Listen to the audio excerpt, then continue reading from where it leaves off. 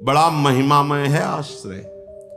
अभी परसों ही शायद एक भगत जी हैं, वो कह रहे थे रात्रि के दर्शन और उत्सव मना करके जा रहे थे और अचानक नींद आ गई। पूरी रात उनको लगा, अचानक नींद आ गई तो पार्श्व में बैठे हुए जनों ने सावधान किया, तो फिर गाड़ी से उतरे, मुख धोया।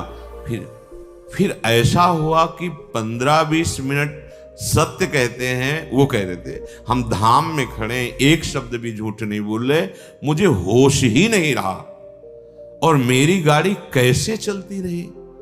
15-20 मिनट बाद जब चेतना आई तो घबरा गए कि गाड़ी कौन चला रहा था।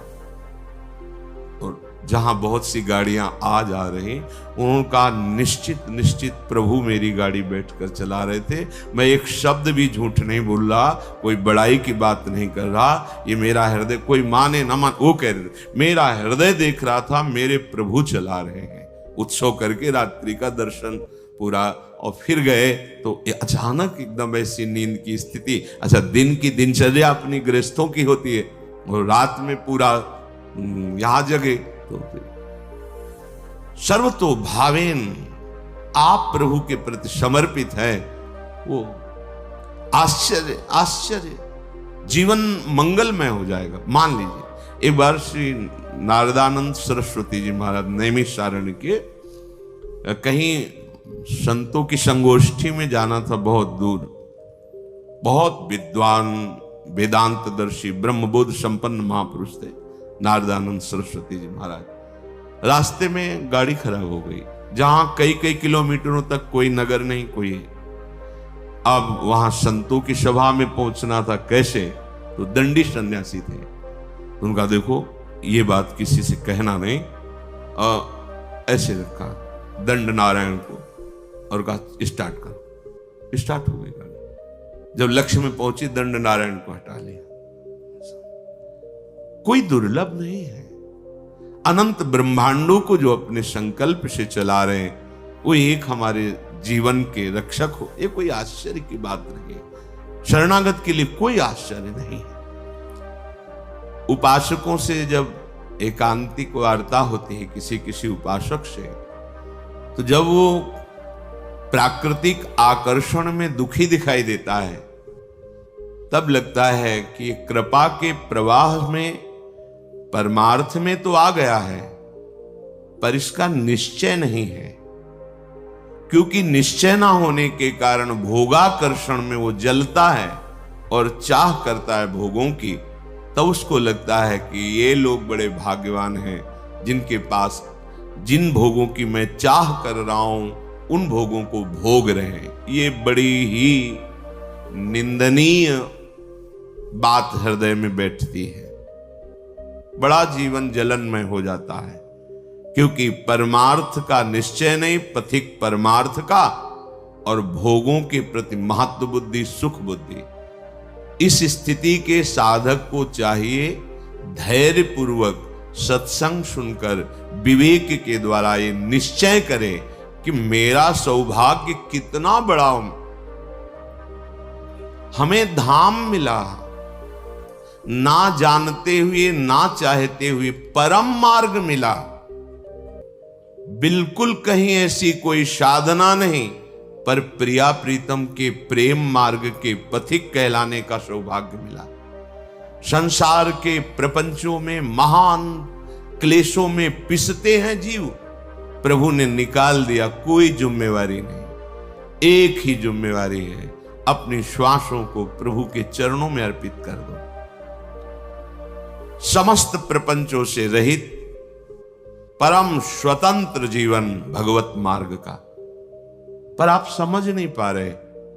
आपको लगता है कि इन भोगों को भोगने वाले बड़े भाग्यवान हैं, बड़े सुखी हैं। यही हमारी दुर्दशा है। हम अपने मार्ग को ना जानने के कारण भ्रमात्मक भोगों में सुख मानकर जलते रहते हैं। ऐसे साधक को जब माया अपना आकर्षण पैदा करती है तो फिसलने में देर नहीं लगती। इसलिए श्रीपाद, पहले आप निश्चय करो, वृंदावन आपको मिला, सत्संग मिला, तो निश्चय में कमजोरी क्यों है? ये आशा की फांसी क्यों बनाए हुए हैं कि अभी तो नहीं पर कभी? ये आशा श्री जी से मिलन की बनाओ, प्यारे जू आज तो नहीं पर कभी तो मिलेंगे ना। ये आशा नहीं है, आशा इस बात की है कि आज तो नहीं पर कभी अवसर लग जाए तो ये भोग मिल जाएंगे। अंदर देख लो, ये अंदर की बात है।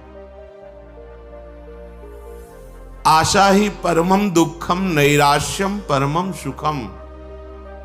इसे समझ नहीं पा रहे आप। दुख के लिए आप खुद रास्ता अंदर रखे हुए हैं, जगह रखे हुए हैं, आशा, भोगों की आशा। तुम आज निश्चय नहीं कर सकते कि हमारा मार्ग प्रिया प्रीतम की प्राप्ति का हमें सौभाग्य से मिल गया। कितने हो भाग्य। जहां श्रीपाद कह रहे हैं पुनंति ब्रह्म रुद्रादीन एशाम चरण रेणवः सर्वभावेन में सेव्य अस्ते वृंदावन वासिना।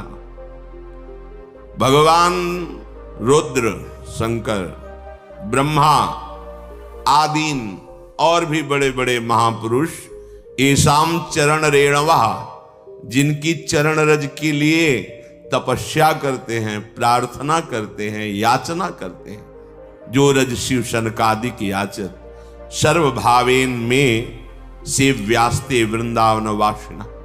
हमें सौभाग्य मिला कि सर्वतो भावेन ना चाहते हुए भी हम रज में वास कर रहे हैं। कहां ऐसी चाह थी अखंड वृंदावन वासी बने? कहां चाह थी श्यामा श्याम के अनन्य उपासी बने? कृपा रूपी अनुग्रह रूपी वायु ने मुझे पहुंचा दिया। किस रज में रह रहे हैं? कह रहे पुनंति ब्रह्म रुद्रादीन एशाम चरण रेणवः। जो भगवान ब्रह्मा, भगवान महादेव, शनकादि को भी पावन करने की सामर्थ्य, पुनंति ब्रह्म रुद्रादीन, बड़े बड़े मां, वो हम जैसे अज्ञानी को, अनाधिकारी को, जहां भोगों की चाह है, ऐसी चाह ही नहीं है, वहां मुझे श्रीधाम वृंदावन वास मिला, रज सेवन करने का सौभाग्य मिला। हम प्यारी जू के हैं ऐसी ठसक से कहने का सौभाग्य मिला। फिर हमारे निश्चय में क्यों कमी? हमारा निश्चय दृढ़ होना चाहिए। भोलानाथ जी ने निश्चय किया कि बस अब प्रिया प्रीतम की प्राप्ति करनी। निश्चय में बड़ी जल्दी स्थिति आती है। ये जो हमारे अंदर भागवतिक आनंद का प्रादुर्भाव नहीं हो रहा, इसमें निश्चय की कमी है। नहीं चाहिए मुझे अब लोकांतर के भोग, पदवी, यश, प्रतिष्ठा। अब मुझे प्रिया प्रीतम चाहिए। अब छक के भजन करना है, रात दिन भजन करना। ऐसा निश्चय करो। देखो इस निश्चय में कितनी पवित्रता है, कितना बल है, कितनी दिव्यता है। भोलानाथ जी की दिनचर्या बन गई। चतुराशी जी का गान, चतुराशी जी का मनन, प्रिया प्रीतम के मंत्र नाम का रटन। धीरे धीरे इतनी उदासीनता बनी, किसी से मिलना जुलना, किसी के घर भिक्षा के लिए जाना, ये सब बंद कर दिया। बस यमुना जी के किनारे श्रीमद चतुराशी जी का गायन, मंत्र का जप, प्यारे जू के ध्यान में। शाम के सेवा कुंज दर्शन करने जाते, बंदरों को जो चना डाला जाता है उसकी जो ठुड्डियां पड़ी होती, अर्थात जो बंदर भी नहीं खाते थे, बहुतायत चना, वो उठा लिए मुट्ठी दो मुट्ठी और यमुना किनारे बैठकर उनको चबा लिया।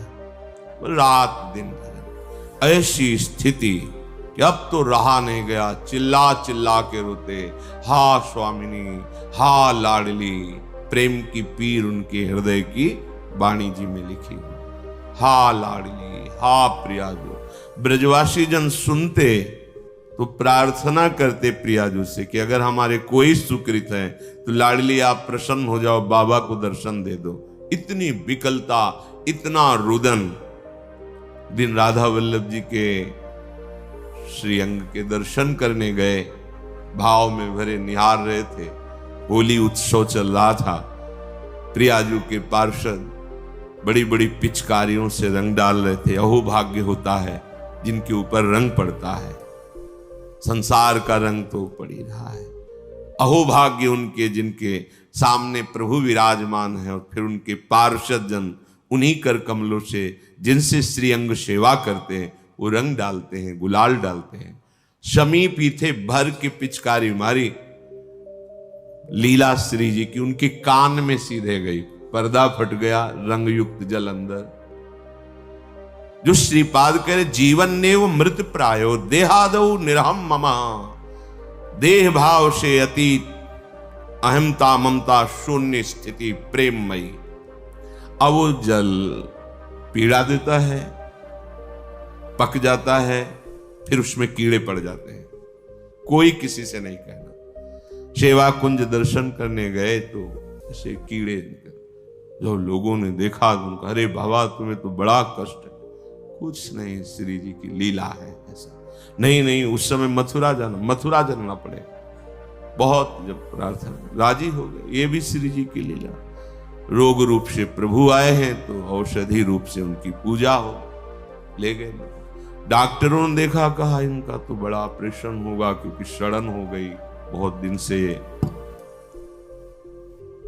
उनके पास जो निज जन सेवा में बनकर गए थे, उन्होंने कहा आपके कान का ऑपरेशन होगा, आपको बेहोश करना पड़ेगा, ये ऐसे नहीं होगा।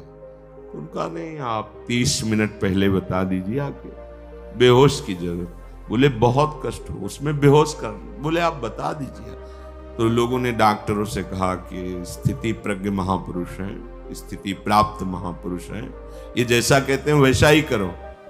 वो आए, उन्होंने कहा कि अब 30 मिनट बाद ऑपरेशन होगा। श्री हरिवंश राधा राधा गए। वो डॉक्टर आए ऐसे कि ऑपरेशन के कुछ देर बाद बाबा श्री हरिवंश जैसे सो के उठे, श्री हरिवंश राधा राधा राधा, हो गया ऑपरेशन। अच्छा उठे, आश्चर्यचकित सब नर्स डॉक्टर, क्या है ये? शरीर का ऑपरेशन हो रहा है, आप श्री जी की सेवा में हैं, भाव देह से क्या फर्क पड़ता है? ये स्थिति। नमो नित्यम वृंदावन तरुलताभ्यः करुणया कीरंतिभ्या सर्वान पिच पुरुषार्थान सकृदपि विलोकात। यहां देखना भजन है, विलोकात, यहां की लताओं का दर्शन। यहां आप आए हैं, आपको पता नहीं कि ऐसे महापुरुष का स्पर्श हो जाएगा, सारे दुष्कृत आपके नष्ट हो जाएंगे। आप भीड़ में चल रहे हैं, कौन किस कोटि का भजनानंदी है ये बाहर से थोड़ी दिखाई देता है। ये प्रेमियों का देश है वृंदावन। पता नहीं किस पर दृष्टि पड़े, कितनी ऊंची स्थिति का वो प्रेमी महात्मा गृहस्थ भेष में दिखाई दे रहा है, पागल भेष में दिखाई दे रहा है, या विरक्त भेष में दिखाई दे रहा है, कोई आपको आकर्षण नहीं लग रहा, और प्रिया प्रीतम की बहुत ऊंची प्रेम स्थिति में है। इनके दर्शन का, इनके स्पर्श का, इनके सानिध्य का देवर्षि नारद जी कह रहे अमोघस्य। भाई जी ने कहा जैसे आप सो रहे हैं और सूर्य उदय हो गया है तो अंधकार नष्ट हो गया है, पर आपको पता तब चलेगा जब नेत्र खुलेंगे। ऐसे ही महापुरुष का संग हो गया, अब आपका तो कल्याण निश्चित है, पर आपको पता तब चलेगा जब आपके अंदर वो कल्याण स्थिति जागृत हो जाएगी। बिलोकात, वृंदावन को देखना ये प्रेम प्रदान करने वाला है। कहां से आ रहे? वृंदावन का दर्शन करके। ये भावना मत लाओ यहां बड़ी बिल्डिंगें हैं, ये सब भौतिक बातें माने। धाम नाम रूप लीला चिदानंद है, ये है। गिरिराज जी वही है ना, रजरानी वही है, बहुत कुछ यहां सब चिदानंद है। अपने भाव दूषित है इसलिए पकड़ नहीं पा रहे। विलोकात, दर्शन करो वृंदावन का। देहातीत स्थिति कैसे प्राप्त होगी? बिलोकात, संस्पर्शात, यहाँ की लताओं का स्पर्श, रजरानी का स्पर्श, स्वाभाविक वायु बड़े बड़े महापुरुषों का, यमुना रसरानी का, बिहारी बिहारिंजू का स्पर्श करके आपके शरीर को स्पर्श कर रहे हैं। बड़े बड़े तीर्थों के अवगाहन से जो बात नहीं बनेगी वो यहाँ की वायु हवा बना देगी। ये वृंदावन की वायु है। स्पर्शात, यहाँ की रज, यहाँ की लताएं, यहाँ के खगमृग पशु पंछी, यहाँ के रसिक जन, स्पर्श हो ही जाएगा। बाह्य और आंतरिक दोनों हो जाएगा। कथनाच, वृंदावन का नाम, वृंदावन की जय घोष, वृंदावन धाम की प्रिया प्रीतम का नाम, उनकी जय घोष यहां स्वाभाविक होती रहती है। जय जय श्री राधे, वृंदावन धाम की जय। बार बार यहां तुम्हें चलत फिरत सुनियत है श्री राधा वल्लभ लाल, ऐसे वृंदा विपिन में बसत रहो शब काल। यहां चलते फिरते बिल्कुल आप एक भी नाम न जप करें तो भी यहां भजन होने लगेगा। यहाँ का प्रभाव है। यहाँ फिरे स्वार्थ आपने, भजन गए फिरे बाँ। भजन आपको पकड़ लेगा, आपको भजन पकड़ लेगा। भजन गए फिरे बाँ।